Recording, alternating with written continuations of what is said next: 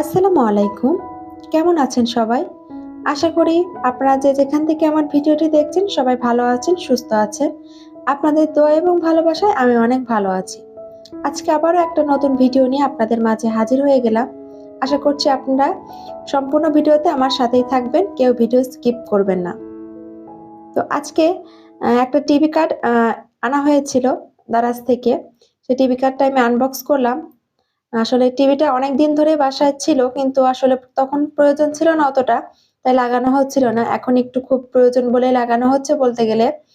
তো আসলে কোনো জিনিসই আমি অপ্রয়োজনে লাগাই না, মানে ব্যবহার করি না বা সেটা কিনি না এরকম আরকি। তো যেহেতু এখন প্রয়োজন তাই টিভি কার্ডটা আমি কিনলাম। কিছুক্ষণ আগেই বলতে গেলে আমি এই টিভি কার্ডটা পেয়েছি হাতে, তাই ভাবলাম যে আপনাদের সাথে আনবক্স করে শেয়ার করি। আমারও দেখা হয়ে যাবে, আপনাদের সাথেও শেয়ার করা হয়ে যাবে। আমি যেটুকুই কিনি সংসারের জন্য আপনাদের সাথে প্রত্যেকটা জিনিসই কিন্তু শেয়ার করি। আপনারা খুবই পছন্দ করেন, এটা আমারও ভালো লাগে। তো এখানে একটা টিভি কার্ড ছিল, একটা রিমোট ছিল, একটা চার্জার ছিল, একটা প্লাগ দিয়ে দিয়েছিল। এই ছিল এখানে।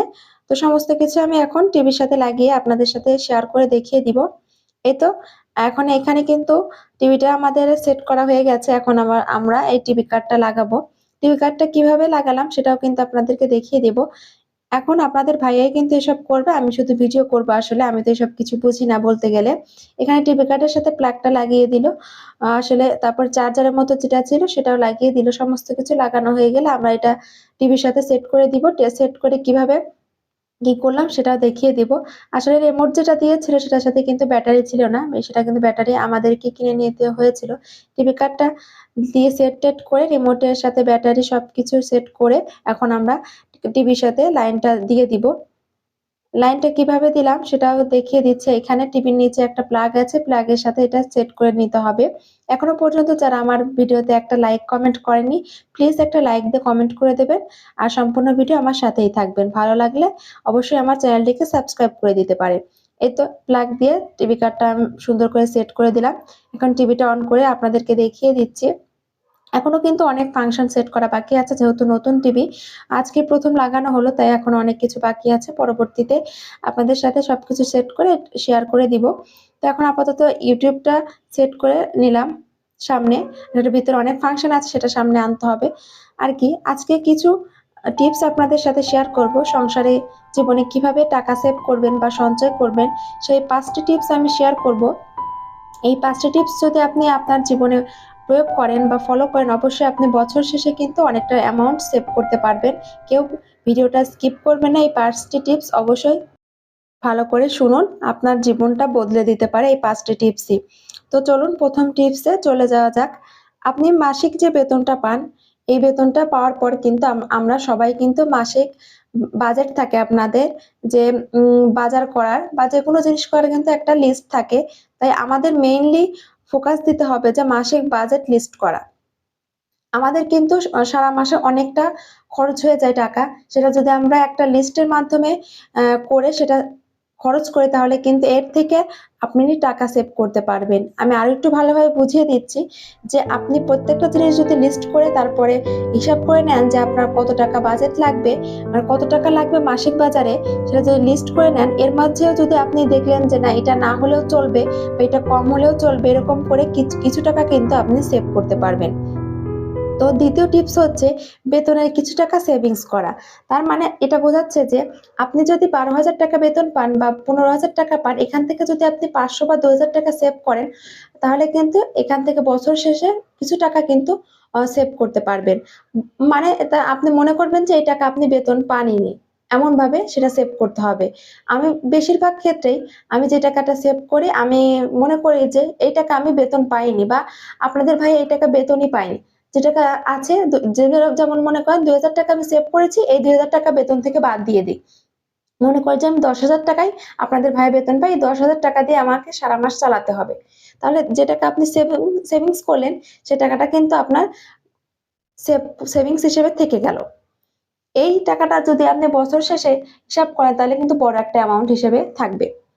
তো আরেকটা টিপস হলো, সেই আরেকটা টিপস বলতে তার আগে আমি বলে দেই, কিন্তু আমি কিন্তু অনেকটা কাজ করে নিয়েছি। এখানে আপনাদের ভাইয়া লাল শাক এনেছিল, সেই লাল শাকটা আমি কেটে নিচ্ছি কেচির সাহায্যে ভালো করে। লাল শাকে যেহেতু অনেক ময়লা থাকে, অনেক উম থাকে, নোংরা থাকে, সেই নোংরাগুলো পরিষ্কার করে ভালো করে কেটে নিচ্ছি কিন্তু কেচির সাহায্যে। তো চলুন পরবর্তী টিপসে চলে যাওয়া যাক। ৩ নাম্বার টিপস। ৩ নাম্বার টিপস হচ্ছে অপ্রয়োজনীয় জিনিসের চাহিদা কমানো।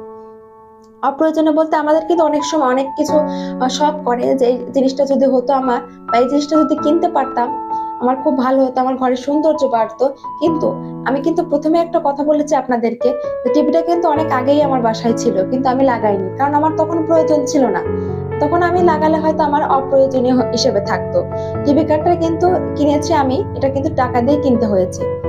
তাহলে তখন যদি কিনতাম তাহলে কিন্তু সেটা আমরা বাড়তি একটা খরচ হতো। এখন যেহেতু প্রয়োজন খুবই তাই আমি কিনেছি। তো সবসময় চেষ্টা করবেন যখন খুবই প্রয়োজন তখন জিনিসগুলো কেনার। অপ্রয়োজনীয় ভাবে কোনো জিনিসই কেনাকাটা করবেন না, এতে কিন্তু আপনি বাড়তি যে টাকাটা সেভ করতে চাচ্ছেন সেই টাকাটা সেভ করতে পারবেন না। তাই যখন প্রয়োজন, অতি প্রয়োজন সেই জিনিসগুলোই কিনবেন, তাহলে দেখবেন এর থেকে অনেক টাকা সেভিংস করতে পারবেন। লাল শাকগুলো আমি খুব ভালোভাবে কিন্তু কেটে নিয়েছি। এর শাকগুলো কিন্তু আমি খুব ভালোভাবে অনেকটা সময় ধরে আমি পরিষ্কার করে নিয়েছি।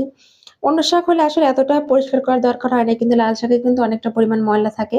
তাই ভালো করে ধুয়ে পরিষ্কার করে নিয়ে সেটা পানি ঝরতে দিয়ে দিয়েছি। এখন আমি চুলায় একটা ফ্রাই প্যান বসিয়ে লাল শাকটাকে আমি ভালোভাবে সিদ্ধ করে নিব। লাল শাক যেহেতু বেশি সিদ্ধ করার দরকার হয় না, এখানে পানিও দিতে হবে না। হালকা পরিমাণে একটু লবণ ছিটিয়ে দিয়ে আমি এটা ঢাকনা দিয়ে ঢেকে কিছুক্ষণ একটু হালকা সিদ্ধ করে নিব। লাল শাকটা কিন্তু আমাদের দেহের জন্য খুবই প্রয়োজনীয় একটা জিনিস। এটা আপনার দেহের, আসলে লাল শাক খেলে নাকি রক্ত বাড়ে। আ আর আমাদের মারা দাদিরা তো বলে যে শাক খেলে চোখের দৃষ্টিশক্তি ভালো থাকে। অনেকের আছে যে চোখে ঝাপসা দেখেন। তো শাকসবজি বেশি, বেশি খান তাইলে কিন্তু আপনাদের এই সমস্যাটা থাকবে না। তো এখানে আমি হালকা একটু লবণ দিয়ে হালকা একটু মিশিয়ে নিচ্ছি লবণটা। তারপর ঢাকনা দিয়ে আমি হালকা একটু ঢেকে দিব। ঢেকে দিলে এটা আসলে পুরোপুরি সিদ্ধ হয়ে যাবে। হালকা এখানে সিদ্ধ করব, বেশি সিদ্ধ করব না। এই তো কিছুক্ষণ পর আবার চলে এসেছি। ঢাকনাটা তুলে আমি আবার একটু স্প্যাচুলার সাহায্যে নেড়েচেড়ে নিচ্ছি। দেখতে পাচ্ছেন যে লাল, লাল, যেহেতু লাল শাক তাই লাল, লাল হয়ে এসেছে। আমি কিন্তু যখন ১ম এ ঢাকায় এসেছিলাম এই লাল শাকটা আমি আসলে বুঝতে পারিনি। অনেক সময় লাল, লাল দেখা যায় লাল শাক। লাল শাক যেরকম লাল, লাল দেখতে হয় এরকম শাক আমি ডাঁটার শাক হিসেবে নিয়ে চলে এসেছি। ডাঁটা শাক দিয়ে দিয়েছে আসলে। তারপর বাসায় এসে যখন কেটে কুটে রান্না করতে যাই তখন আর লাল, লাল, যেরকম লাল শাক সিদ্ধ করলে লাল, লাল একটা বের হয়। এরকম বের হচ্ছিল না, সাদা পানির মতো বের হচ্ছিল। তখন ভাবলাম যে হয়তো আমাকে ঠকিয়ে দিয়েছে, ঠকে গেছি আরকি। তারপর থেকে যখন নেই আমি একটু বুঝে শুনে দেখে শুনে নেই। এরপর থেকে আর কিন্তু আমার এরকম হয় না। তো শাকটা আমার সিদ্ধ করা হয়ে গেছে। আর শাকটা আমি নামিয়ে নিয়েছি। এখন আবারও ফ্রাই প্যানটাকে বসিয়ে দিয়ে অল্প পরিমাণ সরিষার তেল দিয়ে এখানে আ এক ২-৩ টা কুচি রসুন কুচি দিয়ে দিয়েছি। তারপরে এটা হালকা একটু নেড়েচেড়ে একটু ভেজে নিব। রসুন কুচি দিলে কিন্তু একটু ভেজে নেওয়ার পরে কিন্তু অনেক সুন্দর একটা ফ্লেভার আসে। আমার কাছে বেশ ভালো লাগে। তো চলুন পরবর্তী টিপসে চলে যাওয়া যাক। আসলে বারবার যদি শুধু টিপস গুলো বলি আপনাদের কাছে ভালো নাও লাগতে পারবে। তাই কিছু, কিছু সংসারের কাজ করছিলাম আর আপনাদের সাথে টিপস গুলো ফলো করছিলাম। তো পরবর্তী টিপস হলো ইনকাম বৃদ্ধির পরিকল্পনা করা। ইনকাম বৃদ্ধি বলতে যে আপনি যে ইনকাম করছেন এখন বর্তমানে যদি অন্য একটা পরিকল্পনা করেন, যে আমি না এই কাজটা করছি এখন অন্য একটা সাইডে কাজ করি। চিন্তা ভাবনা করতে হবে। তাহলে দেখবেন ওইখান থেকে অনেকটা টাকা আপনি ইনকাম করবেন। ওই টাকাটা আপনি সেভিংস করতে পারবেন। এটা আপনার ভবিষ্যতের জন্য খুব ভালো হবে। আর এখন যদি আপনি টাকা সেভ না করেন বিপদের সময়ে বা আ অন্য ভবিষ্যৎ প্রজন্মের জন্য আপনি কিছু করতে পারবেন না। আর বিপদে পড়লে কিন্তু বোঝা যায় আসলে বিপদের সময় কিন্তু কেউই পাশে থাকতে চায় না। তাই আমাদের আগে থেকেই কিন্তু নিজের বিপদের জন্য কিছু টাকা সেভিংস বা নিজের জন্য কিছু রেখে যাওয়া উচিত। যেহেতু ভবিষ্যৎ প্রজন্মের জন্য রেখে যেতে পারেন। তাই ইনকাম বৃদ্ধির একটু পরিকল্পনা করতে হবে। সমস্ত কিছুরই পরিকল্পনা করেই তারপর করা উচিত। তো লাস্ট যেটা সেটাই হচ্ছে মেইন। এই জিনিসটা আপনার এই ৫ টা টিপসের মধ্যে মেইন একটা প্রধান একটা টিপস। এই টিপসটাই আপনার ১ম ফলো করতে হবে। এটা ফলো না করলে কিন্তু আপনি কিছুই করতে পারবেন না।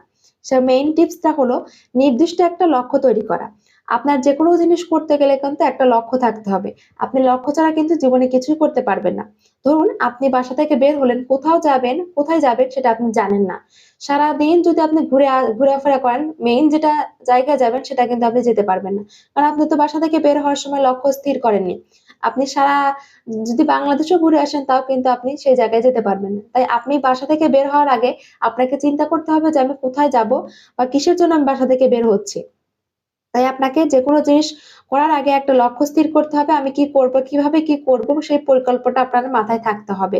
তো এই পরিকল্পনা যদি আপনি মাথায় থাকতে পারেন তাহলে আপনি কিন্তু টাকা সেভিংস করতে পারবেন। প্রত্যেকেই বলছি আপনারা যদি এভাবে টাকা সেভিংস করেন তাহলে বছর শেষে অনেক টাকা সেভিং করতে পারবেন। আশা করছি আপনাদের কাছে আমার এই ভিডিওটা অনেক উপকারে আসবে। যদি কোনো উপকারে আসে অবশ্যই আমাকে কমেন্ট করে জানাবেন।